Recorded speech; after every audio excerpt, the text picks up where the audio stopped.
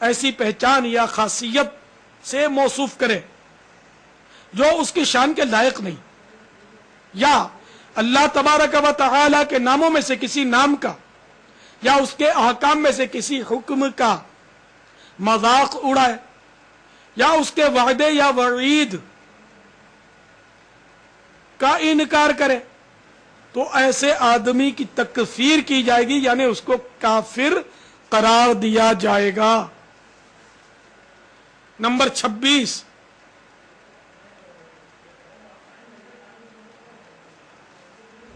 جو بھرتا نہیں وہ زخم دیا ہے مجھ کو، نہیں پیار کو بدنام تو نے کیا ہے، جسے میں نے پوجا مسیحا بنا کر، نہ تھا یہ پتا پتھروں کا بنا ہے۔ اس شعر میں اپنے مجازی محبوب کو پوجنے یعنی اس کی عبادت کرنے کا اقرار ہے۔ اس اور کفر کا اقرار بھی کفر ہے، اگر مذاقن ہو تب بھی یہی حکم ہے۔ چنانچہ فقہ حنفی کی مشہور کتاب در مختار میں ہے، جس نے مذاق میں کفر بکا، اگرچہ جو کچھ بکا اس پر اس کا اعتقاد نہ ہو، تب بھی وہ کافر و مرتد ہو جائے گا۔ استخفاف دین یعنی دین کو ہلکا اور گھٹیا جاننے کی بنا پر۔ نمبر 27، رکھوں گا تمہیں دھڑکنوں میں بسا کے، تمہیں چاہتوں کا خدا میں بنا کے۔ بے شک اللہ جل جلالہ وحدہ لا شریک ہے، معاذ اللہ بیان کردہ شعر میں بندے کو چاہتوں یعنی محبتوں کا خدا مانا گیا ہے، جو کہ کھلا کفر و شرک ہے۔ یہ مشرکین کا انداز ہے کہ صاحب و دولت کی دیوی تو فلاں ہے، تو پیدا کرنے کی دیوی تو فلاں ہے، تو فلاں کام کا دیوتا تو فلاں ہے۔ تو اس طرح یہ ان کا معاذ اللہ یہ ان کے شرکیات ہیں۔ مسلمان ایک خدا کو مانتا ہے، اور حقیقت میں بھی ایک ہی خدا ہے جو وحدہ لا شریک ہے، وہ اکیلا ہے، اس کا کوئی بھی شریک نہیں۔ تو یہ شعر جو ہے تمہیں چاہتوں کا خدا میں بنا کے، یہ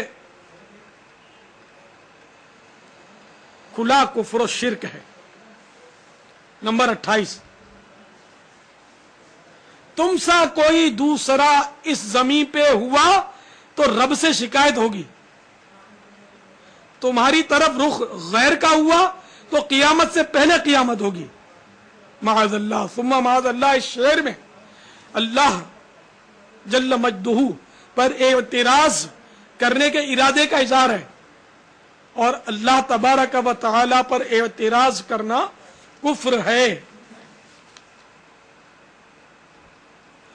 اب ایک گانے کے 4 اشعار اکٹھے آپ کو پڑھ کر سناتا ہوں۔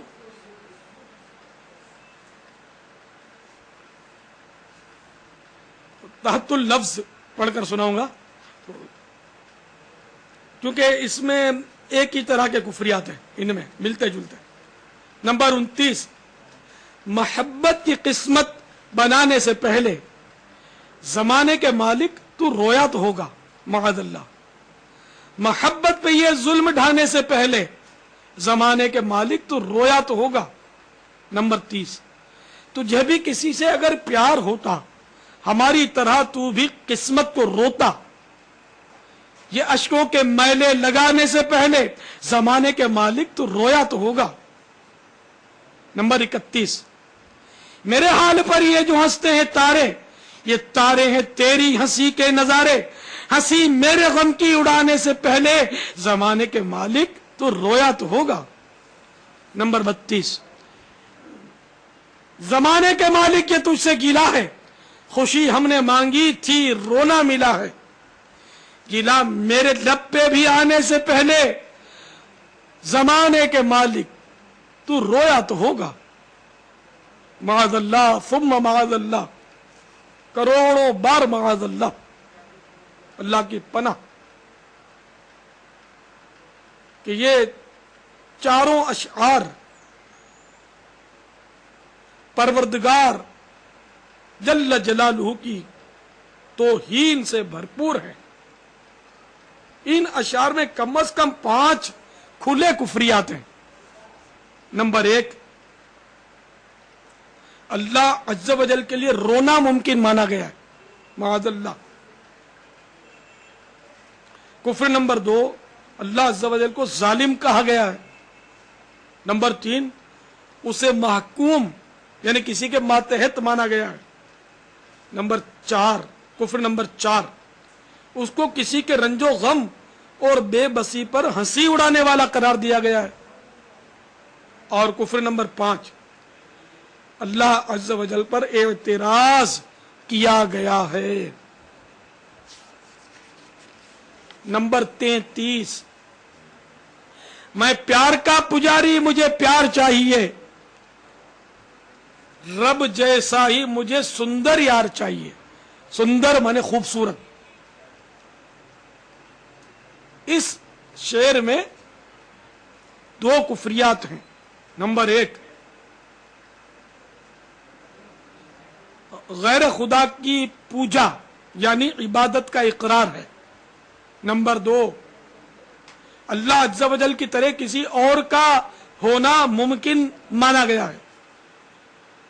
حالانکہ قرآن مجید فرقان حمید پارہ 25 سورہ شورى آیت نمبر 11 میں اللہ رب العباد جل جلالہ کا ارشاد حقیقت بنیاد ہے، لیس کمثلہ شیء وہو السمیع البصیر۔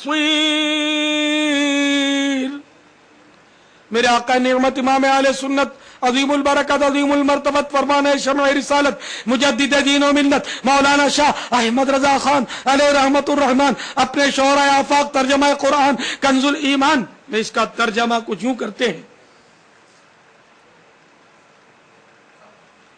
اس جیسا